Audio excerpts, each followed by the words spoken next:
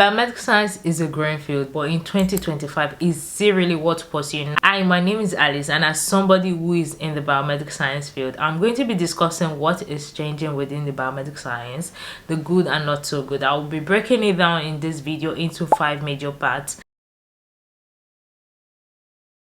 As much as it is hard to actually give fixed numbers for the job vacancies that are actually available for biomedical science role, let's give an estimate. According to statistics, nationally across the UK, roughly an estimate of within 100 to 300 biomedical science jobs that are live at the same time. We're not just talking about like BMS jobs. So these are healthcare scientists, assistants, to support workers, to associate practitioners, to band 5, band 6, band 7, band 8, band 9, even to the top of the very band. So the 100 to 300 live jobs that are always available nationally across the UK encompass all band skills, or basically all band skills for biomedical science. So it's not just band 5 BMS, and it covers all region, all specialties. Now if you remember that biomedical science is not just a one specialty job, so there are multiple specialties. You might think it's a lot, but now let's bring it down a bit. On a weekly basis, there is always an estimate of just 10 to 50 jobs that actually go live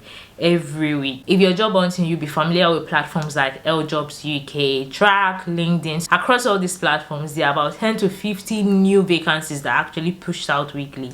And like I still said, this is still 10 to 50 vacancies across all specialties, across all regions, and across all band levels. If you now decide to be very, very specific and say, oh, I'm looking for a particular specialty, or I'm looking to a particular region, or I just want to apply to jobs in the south, this brings the number significantly low to about 5 to 10 depending on region. Some regions have higher than others. Job vacancies, they are very dependent on trust. There are seasons where there are higher demand for biomedical scientists.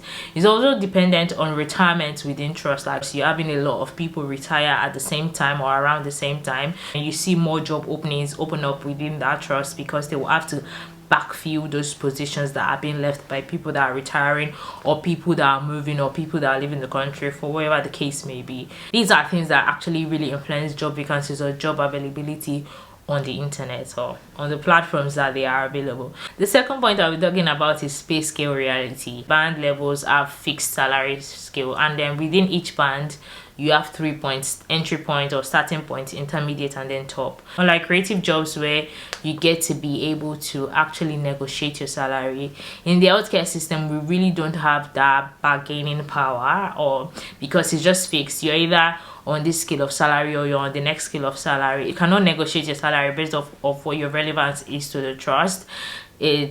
We don't have that bargaining power like creative, so sometimes it can be a really bit sad. When I think about it, I'm really like, I think that's one of the reasons why I like the creative sector, because most times some people have the negotiating power to be able to, like, based off their relevance, they can negotiate their salary.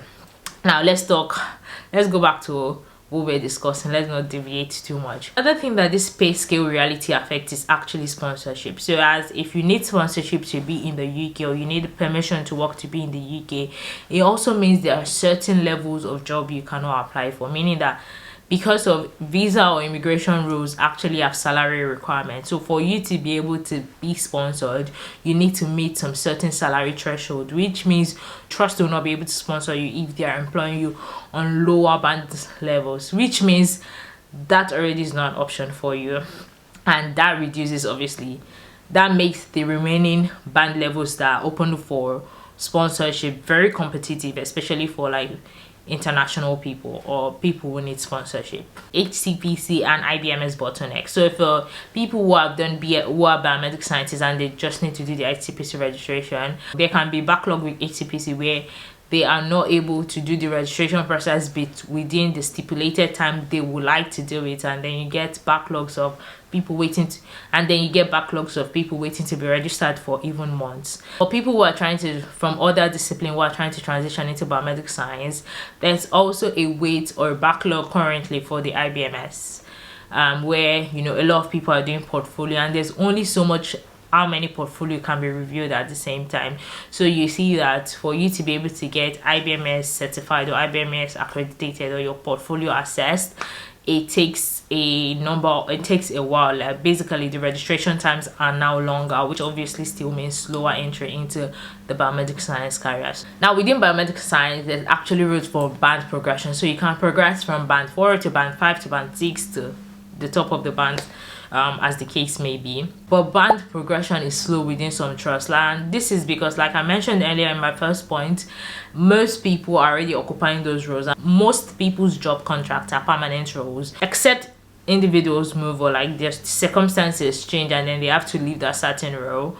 That role will be fixed. So except somebody leaves, that role, the top of roles, like maybe let me give an example. So like you have 3 band 8 roles, but you have 3 band 8 positions and they are all filled with people. Now if no one leaves amongst the band 8, anyone who is in band 7 and trying to progress within that same trust to a band 8 role cannot progress, because there is no vacancy for you to fill. So except 1 or 2 people leave amongst the band 8s, you obviously not be able to progress to band 8, except like a different rule opens up, or there's like a reason why they have to create a band 8 position, maybe due to supply, or maybe if the lab is actually expanding, then there will now be opportunity for people to move up from maybe a band 7 to a band 8 role, and vice versa, or as the case may be, progressing from the bottom down to the top. So most times band progression within the trust is actually usually slow. Now the last point that we're talking about is future trends. Like every other career,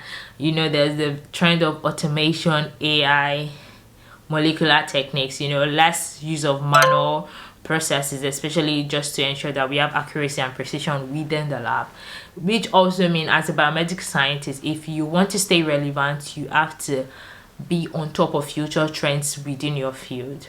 Now you have to look at this, because as much as automation cannot fully eliminate the need for biomedical science, it can actually gradually reduce the need for the number of biomedical scientists needed. So if it was a manual role, for example, and then they needed 5 people on bench to be able to run 500 samples, with one machine or analyzer you can actually run 500 samples in one run. It means that instead of requiring 5 BMSs to be with that sample per day, a trust might just need 2 people to just man the machine and make sure the machine is doing everything it needs to do, like things are working properly, and just for documentation and for troubleshooting when necessary, which means manpower obviously reduces, and you need to be at the top of your game too. Obviously that makes positions more competitive. So as a biomedical scientist also, you need to keep on top of future trends, keep on top of automations, keep on top of AI integration that is coming into the biomedical science space, with machines, with equipment.